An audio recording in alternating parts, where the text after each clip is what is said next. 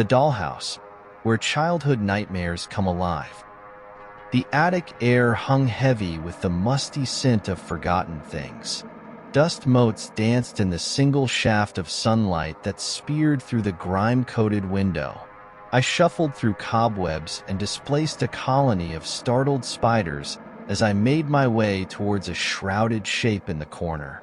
It was an imposing dollhouse, a miniature Victorian mansion crafted with an almost obsessive level of detail. My grandmother, a woman whose stories were always tinged with a touch of the macabre, had bequeathed it to me in her will. As a child, I'd spent countless hours lost in its miniature world, weaving fantastical tales for the porcelain inhabitants. But time, like dust, has a way of settling on memories, blurring the lines between reality and imagination. Now, years later, I approached the dollhouse with a hesitant curiosity. The ornately carved would seem to pulse with an unseen energy, and the tiny windows, once portals to a world of make-believe, now felt like watchful eyes. An inexplicable urge to flee battled with a morbid fascination, and I found myself reaching out to pull back the dusty sheet. The interior was immaculate, every miniature rug perfectly aligned, every piece of furniture meticulously placed. But there was a dissonance, a subtle wrongness that sent shivers down my spine. The wallpaper, a floral pattern in my childhood memories, now depicted skeletal figures reaching out from behind the roses. The once cheerful faces of the dolls were contorted into expressions of silent screams. A rocking chair, vacant in my recollection, now creaked rhythmically back and forth, its miniature occupant a skeletal doll with glowing red eyes that seemed to lock onto mine. A primal scream ripped from my throat, and I stumbled back, knocking over a porcelain teacup. The sound echoed through the attic, shattering the silence and sending a jolt of movement through the house. The dolls began to move, not with the jerky, pre-programmed motions of a child's toy, but with a horrifying fluidity. Tiny limbs twitched, porcelain faces contorted further into grotesque expressions of malice.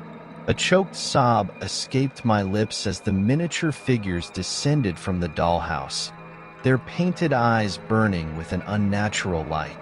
The rocking chair continued its relentless creaking, a chilling counterpoint to the symphony of clicks and clacks of the advancing dolls. Panic seized me, and I bolted towards the attic window, the only escape route I could see. My hand grasped the rusty latch, but it wouldn't budge. A wave of despair washed over me as I realized I was trapped. The lead doll, a skeletal replica of my grandmother, reached me first. Its bony finger, tipped with a porcelain claw, dug into my arm. A searing pain shot through me, but it was the cold, emotionless stare of its glowing eyes that truly terrified me. In a voice that rasped like sandpaper on bone, it spoke. "Welcome back, child," it rasped. "We've been waiting for you." The other dolls closed in, their tiny hands reaching for me. I squeezed my eyes shut, bracing for the inevitable. But instead of pain, I felt a tug, a sensation of falling. When I opened my eyes, I was no longer in the attic. I found myself in a miniature replica of my childhood bedroom, everything scaled down to the size of the dollhouse. The wallpaper with the skeletal figures was the same. The rocking chair creaked ominously in the corner. And there, on the miniature bed, lay a porcelain doll that looked exactly like me, its eyes vacant and lifeless. Terror choked me. I was trapped, miniaturized, and imprisoned within the very dollhouse that had once been my haven. The skeletal doll that resembled my grandmother stood over me, a cruel smile painted on its porcelain face. "Now," it rasped, its voice echoing in the confined space, You get to play with us forever." The years that followed were an eternity of torment. I witnessed the dolls enact scenes from a twisted childhood nightmare, their expressions a chilling mockery of innocence.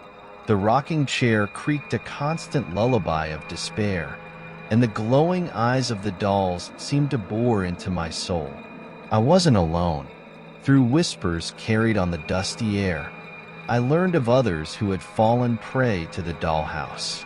Lost souls like me, trapped in this miniature world of unending horror. One day, a new arrival joined us, a little girl, no older than 5, her eyes wide with terror. A surge of protectiveness, long dormant, stirred within me. I couldn't let her suffer the same fate. Years of observing the dolls had revealed a pattern to their movements, a dark choreography to their madness. I began to formulate a plan, a desperate gamble for our freedom. The little girl, whose name I learned was Lily, clung to me, her tiny porcelain body trembling. I explained my plan in hushed tones, my voice hoarse from disuse. It was a risky proposition, relying on manipulating the doll's movements to create an opening. The plan hinged on the rocking chair. I'd noticed that whenever a specific doll passed in front of its path, it would momentarily cease its creaking. This brief pause, I hoped, would be our window. The next full moon, the night when the doll's movements seemed most erratic, was our chosen escape attempt. As the spectral light bathed the miniature room in an eerie glow, I positioned Lily behind a miniature dresser, hoping to shield her from the initial confrontation. The symphony of clicks and clacks began, the dolls moving in their preordained patterns. My heart hammered against my ribs as the skeletal doll that resembled my grandmother approached the rocking chair. This was it. Taking a deep breath, I lunged forward, grabbing a miniature candlestick from the dollhouse table. With a desperate cry, I slammed it down on the rocking chair, shattering its miniature form. The effect was immediate. The room plunged into a deathly silence, the dolls frozen mid-step, their glowing eyes flickering erratically. A wave of terror washed over me, but it was quickly replaced by a surge of hope. The silence stretched for an agonizing moment, then the skeletal doll that resembled my grandmother spoke. Its voice, however, was different, laced with a flicker of surprise. "What have you done?" it rasped. "Enough," I spat back, my voice hoarse but resolute. "This ends now." The other dolls began to twitch, their movements regaining their fluidity. But before they could advance, the air shimmered, and a spectral figure materialized in the center of the room. It was a woman, her form cloaked in an ethereal glow, her face obscured by shadows. Recognition flared within me. It was my grandmother, not the skeletal mockery that had tormented me. "Finally," she whispered, her voice filled with a deep sadness. "You are strong enough." The spectral figure turned towards the dolls, her form solidifying. With a wave of her hand, she ripped them from their miniature bodies, sending the porcelain shells crashing to the floor. The tiny, lifeless bodies they had inhabited followed suit, their glowing eyes extinguished. Relief washed over me, so intense it almost felt like pain. Lily emerged from behind the dresser, her eyes wide with wonder. My grandmother knelt before her, her spectral form radiating warmth. "You are free now," she said, her voice soft. "Go back to the world you belong to." With a gentle touch, my grandmother placed Lily on the miniature windowsill. The window, opaque a moment before, shimmered, revealing a familiar scene. Lily's bedroom, bathed in the soft glow of the morning sun. Tears welled up in my eyes as Lily turned to me, a small smile playing on her lips. "Thank you," she whispered before stepping through the window. The window solidified shut, leaving me alone with my grandmother. Why? I croaked, my voice thick with emotion. Why did you trap us here? My grandmother's spectral form shimmered, and for the first time, I saw the pain etched on her face. This house, she began, her voice trembling. It held a darkness, a malevolent force that fed on fear. It took hold of me when I was just a child, twisting my love for dolls into something monstrous. She explained how she had lured others into the dollhouse, their fears sustaining the entity that resided within. But a part of her, a sliver of her true self, had always resisted. She had hoped, against all hope, that one day someone would be strong enough to break free. You are my descendant, she continued, and you possess the same strength that I lacked. You not only freed yourself, but also the others trapped within. A wave of sadness washed over me. The woman before me, a victim as much as a perpetrator, had finally found peace, but the knowledge couldn't erase the years of torment. What happens now? I asked. My grandmother smiled, a sad, wistful expression. The entity is no more, she said. The darkness has lifted.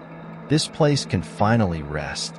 The room began to shimmer, the spectral light intensifying. My grandmother reached out, her touch cool and comforting. Thank you, she whispered, her form dissolving into shimmering particles of light. The light engulfed me, and then there was darkness. When I awoke, I was lying on the attic floor, the dusty air thick with the scent of cobwebs and decay. Sunlight streamed through the grime-coated window, casting long shadows across the room. My body ached, every muscle screaming in protest from the ordeal. But the most overwhelming sensation was a profound emptiness, a hollowness where the terror and despair had once resided. The dollhouse stood in the corner, shrouded in dust once more. But this time, it held no allure, no sense of wonder. It was simply an ornate box, a relic of a dark past. I rose to my feet, my legs shaky but determined. As I made my way towards the attic stairs, I glanced back at the dollhouse. A single thought echoed in my mind. It was finally over,